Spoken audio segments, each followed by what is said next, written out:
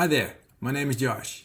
We will be making this slot machine in HTML, CSS and JavaScript. This slot machine will run forever and react to two win conditions on the horizontal line in the center.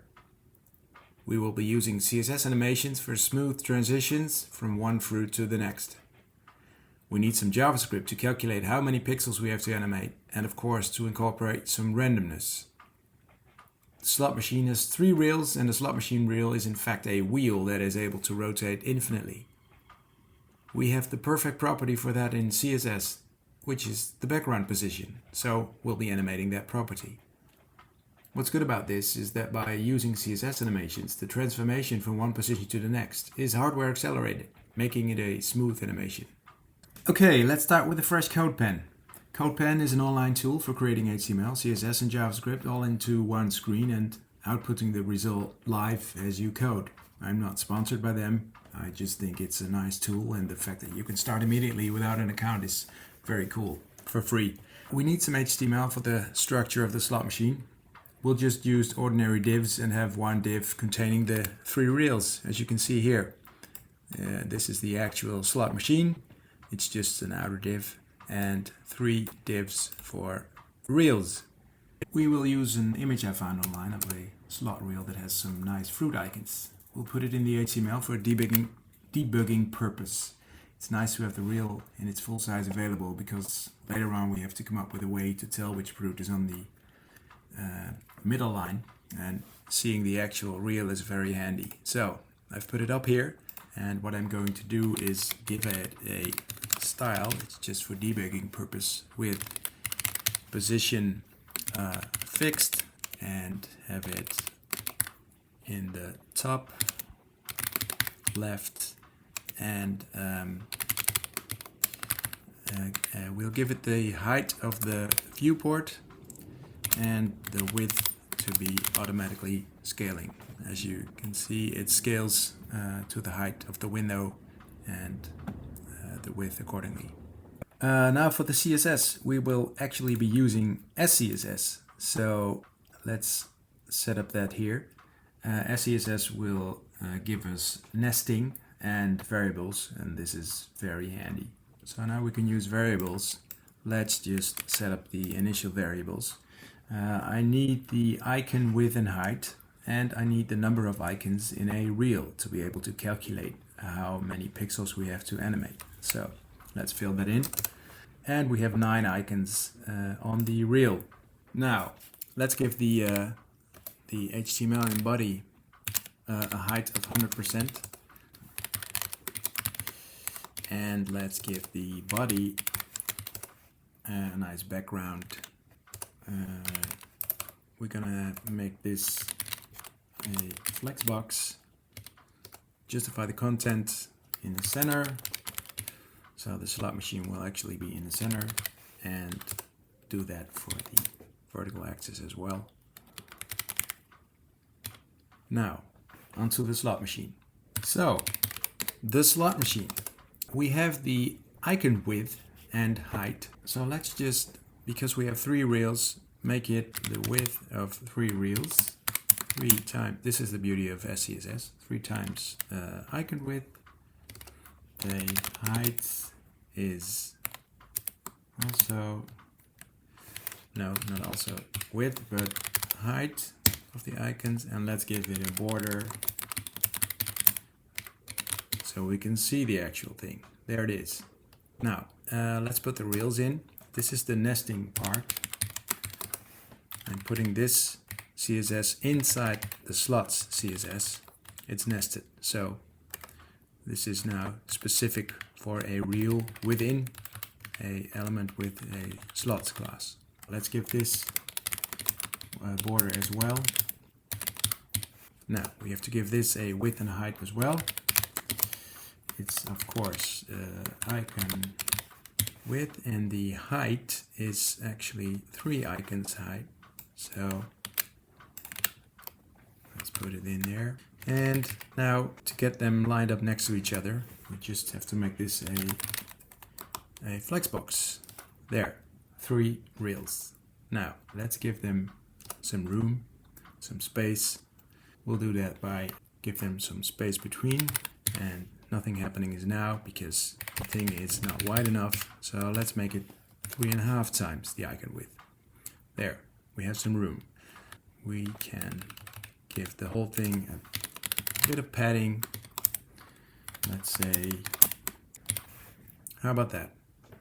This is already starting to look like a slot machine. Now, let's get these fruits in. We will have to give it the background image, and there's your slot machine already. You can see that the image is aligned to the top left. Just to be sure, I will want to give it a background repeat of just repeating in the y-axis, and background position of 0, 0, so that it's aligned to the top left. And we'll be animating this position. Actually, we'll be animating the background position Y. Now, I can demonstrate what will happen if we set the Y position to, for example, let's say 30 pixels. The thing will be positioned downwards 30 pixels.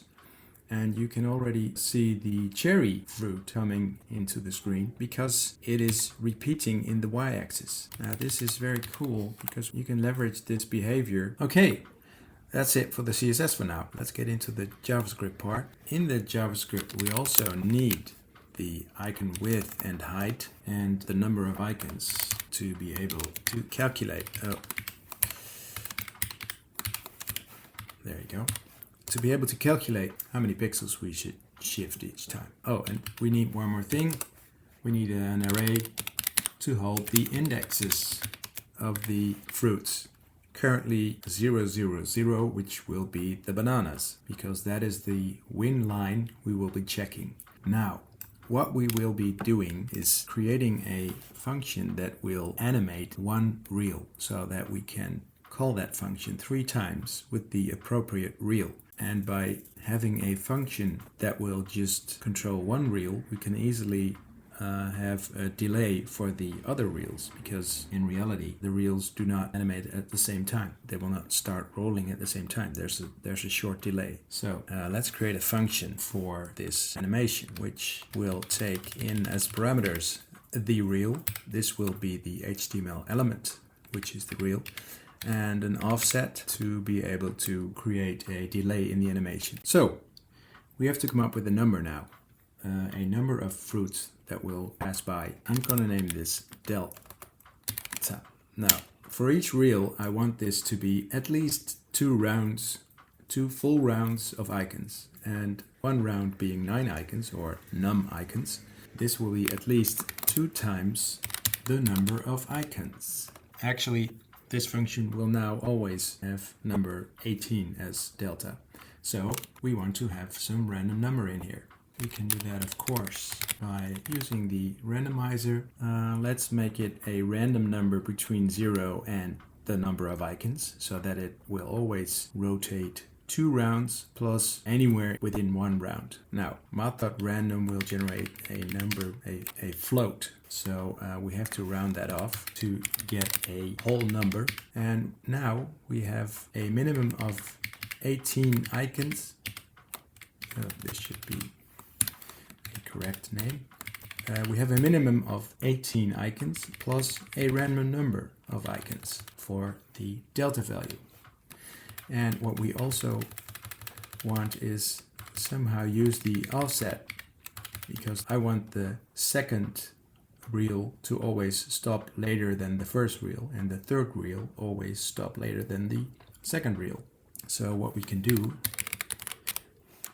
is add that up to the amount of rotations a reel does. So now the first reel, which will have offset 0, will just have 2 rounds as a base, and the second reel, where I will make sure this will be 1, will have 2 plus 1 is 3 full rotations.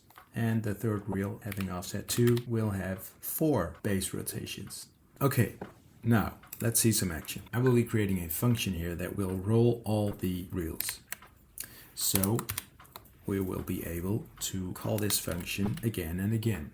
This function will have to roll all the reels. So what I'll first do is put a variable in here that has all the real elements. It's a query selector. This is why you do not have to use jQuery, in my opinion. It will pick all the elements that have a real class within the element that has a slots class. So this will put a node list in here. And now I want to loop through all the elements in this real list, but I also want to use some array functions on that list. For instance, a map function. So I am going to convert this to a array, and there's a real convenient way to do this, and that's by using a spread operator. So this will now be converted to an array, and because this is an array now, I can use array functions on this. For instance, a map function, which will loop through all the elements and do stuff I tell it to do. So what you see here is it will loop through all the elements in this real list, which is now an array, and it will give me the element, which I will call real, and the index. The index we'll be using for the offset. Let's just log this out. Let's open the console, and now we just have to call the function. Now you'll see all the three elements in here and their indexes. Now let's actually animate the background position of a reel. So we have to go back to our roll function, and before we can animate, we have to know the actual background position. And to do that, we can put the computed style property in a variable, and this is the computed style of a reel. And from that we can extract, for instance, the background position y, which I will put in this variable. I do a parse float around it because I want the number value and not a string value, just to be sure. We now have a number of fruits we want to be animating, and we have the current background position. So we should be able to calculate the new position and actually animate it. So before we animate it, I want transition to be set, because it's going to be a CSS animation, and that works by either giving it a animation property or a transition property. I will be using the transition property, and I'll be using template literals because it's a convenient way to have it as a string and still use variables in it. Transition I want to make is a transition on the background position y. I want this transition to have a duration of a certain amount of milliseconds and a easing function. We have to come up with a way to know how long an animation will have to take, because if we rotate 90 fruit icons, that would take longer than 45, for instance. So let's come up with a way for that. Let's use the delta property, because that's actually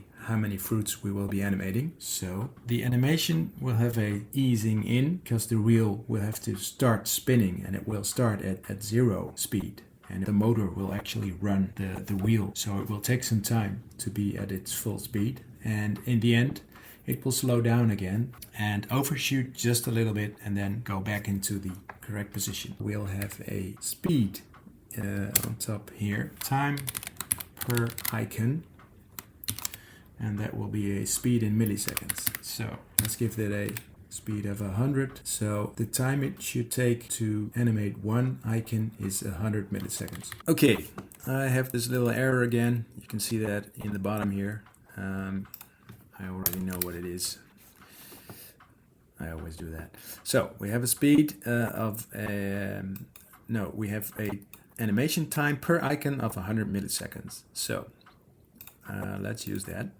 Delta times time per icon. But the thing also has to start up and slow down. So let's just give the startup and slow down 4 extra fruits. So in total that will be 8 extra fruits to rotate. You'll see what this does. And now that we have set the transition, we can actually set the background position. We already calculated the background position the current background position, that is. So we have to use that and then add something, and that something is delta, because that's the amount of fruits we want to be animating, times the icon height. So background position y, current background position, delta times icon height is the amount of pixels we have to be animating. And I said pixels, so we have to do pixels. Now, we're not calling this function yet, so let's do that. We have now a function that puts all the reels in the reel list, creates an array, loops through that array, and logs that out. Now, instead of logging that out, let's roll the reels here. The function is roll. The reel is the reel property, and the offset will be the I property. And you've already seen something happening now in the browser. It's not animating yet, it's setting the position. So there might be something wrong with the style properties over here. Let's find out. Just as we had to add pixels here, this is the time the animation will take, and we have to, of course, set what time units that is. So milliseconds. Let's see it again. Look at that. We have a slot machine. Well, not quite, but we're getting there. All right. Now, in order to be listening to those 3 reels and know when they are done, we're going to be using a promise. A promise in JavaScript is a construction that can be used to promise that something will happen, and I'll show you how it's being used instead of trying to explain it. In the roll function, we will be returning a promise. A promise will have a function, and that function will have a resolve property and a reject property. And that function will do something, and what it will be doing is animating. So now, if the animation is done, I have to resolve this promise, because I promised I would do something, and by resolving it, I actually stick to my promise. So I know now how many milliseconds this animation will take me. So what I can do is, after that amount of milliseconds, resolve my promise. And it's done like this. I'm using a timeout to do just that. A timeout of the amount of milliseconds the animation will take. I will resolve that function, and what I will also be doing is giving it back the delta. So in this roll all function, when all promises have resolved, I will have 3 values for delta with which I can determine which fruits are actually shown on the win line. Now let's see that in action. So once again, the roll function will set a delta, an amount of fruit to be animating. We have the background position it is currently in, and then it will return a promise, and in that promise it will animate. After that animation, I will resolve my promise and give back the delta we have come up with for this reel. This is the roll all function.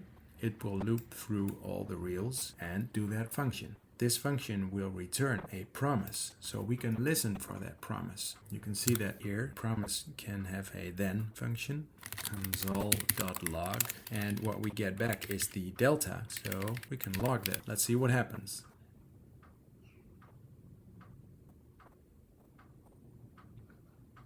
There you have it. The reel stopped animating, the first reel, the second reel, the third reel, and we get the delta back. Now, this is all handy, but not so handy, because we want to be able to listen to when all the reels are done.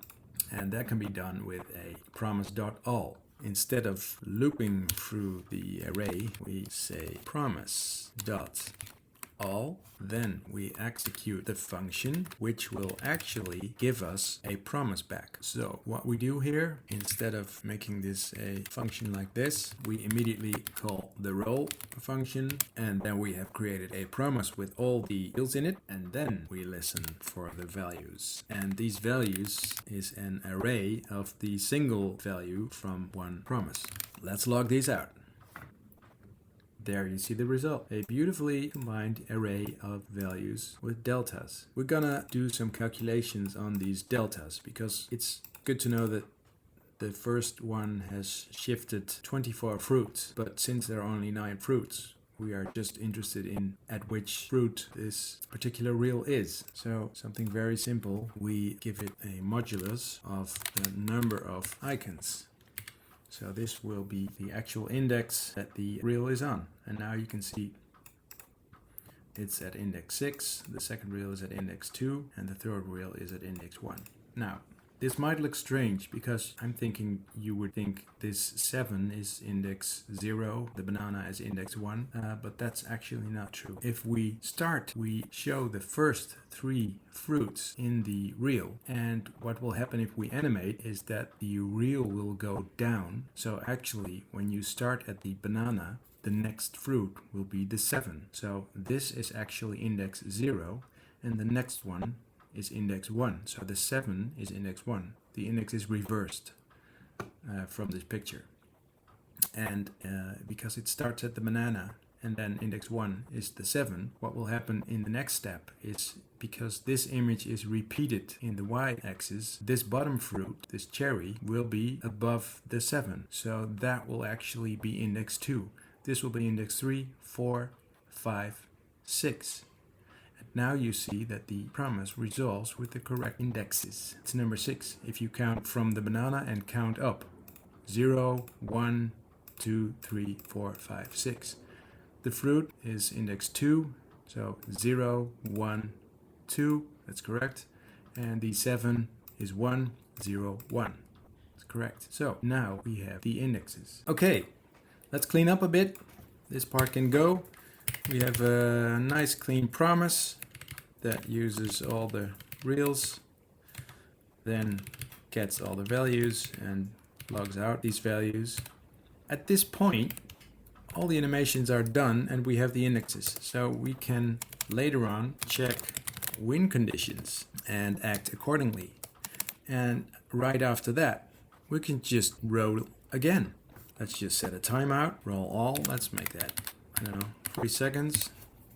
So right after the animation is finished, the win condition will be checked and then we roll again. And because we have used the current background position in the roll function, it just continues. Now what we need to do here is add the deltas to the indexes. The first time you roll, because you started with indexes 0, 0, 0, the deltas is actually the correct indexes. But the next time it won't be, because we haven't done anything with these indexes yet. So let's add these deltas to the indexes and not log the deltas, but the actual indexes. So what we have to do is run through the deltas and add the indexes to them.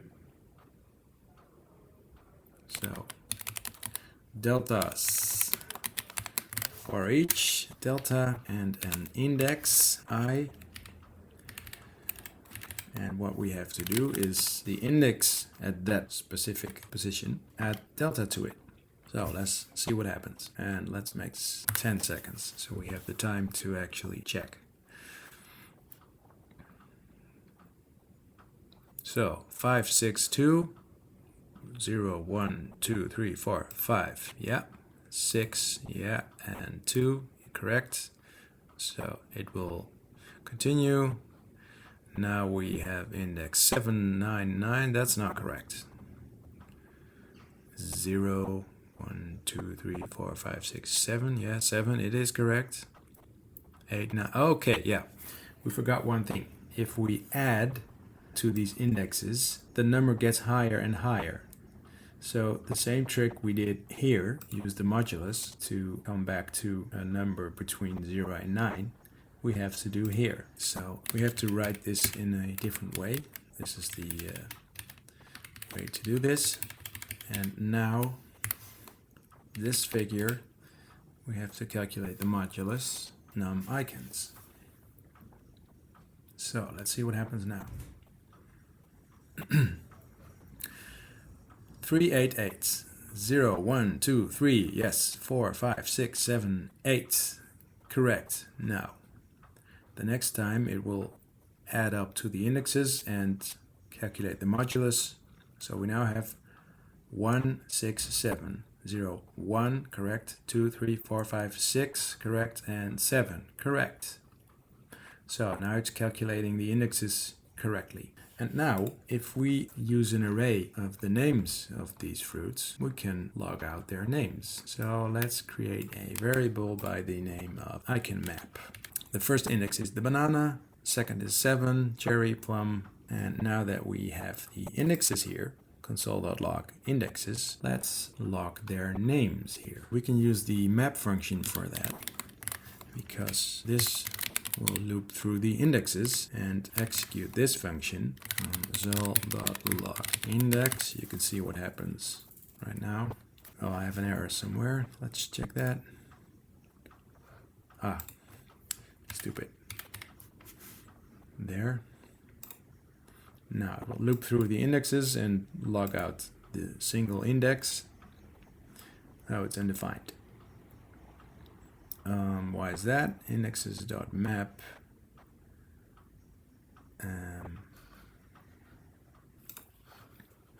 Yeah, doing something stupid here. Double logging.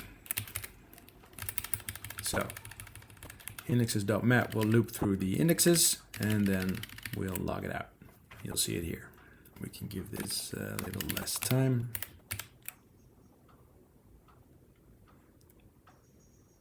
Yep, 732. Now, instead of showing the index, we can just give it the IconMap, the names of the things. So this should now print out the names. Bell, lemon, 7. And let's check the next one. Lemon, banana, bell. This works.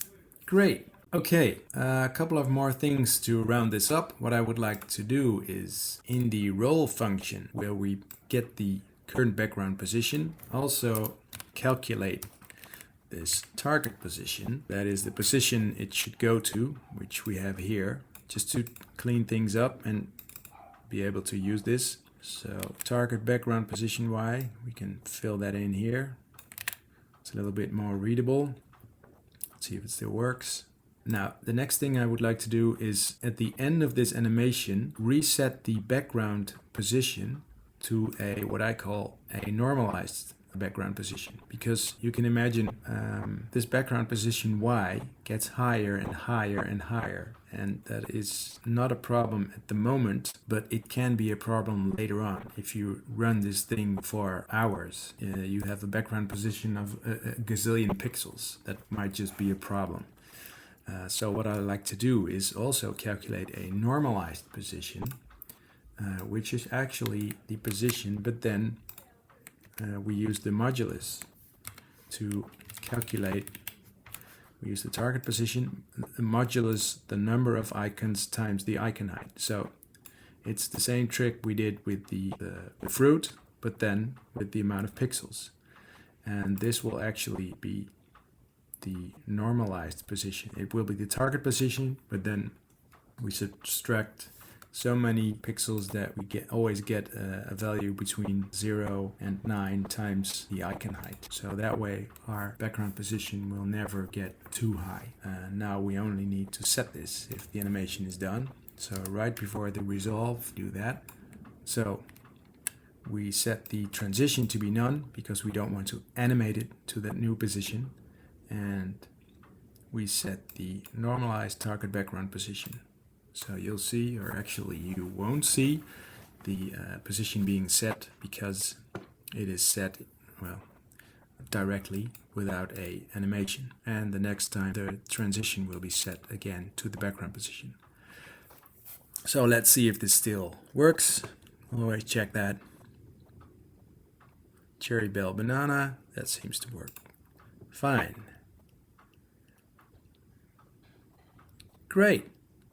A working slot machine. Now we only have to do one more thing, and that is check the win condition. So what is the win condition? Well, for instance, if the first two reels come up with the same fruit, I want it to be a win condition. So we have the indexes. So if the first index is the same as the second index, we have a win condition. And I would also like, of course, 3 fruits in a row to be a win condition. So, or that would also be a win condition. So, Let's just wait for that to happen. Of course, this will take a long time because it's just random. I think we have to speed this up.